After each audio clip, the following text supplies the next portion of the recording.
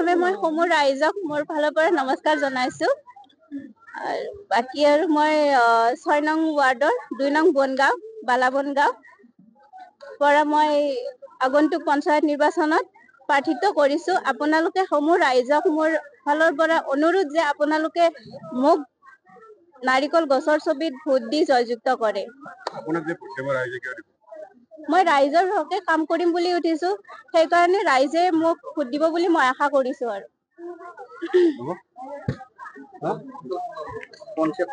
পদুমকুঁৱৰী গাঁও পঞ্চায়ত।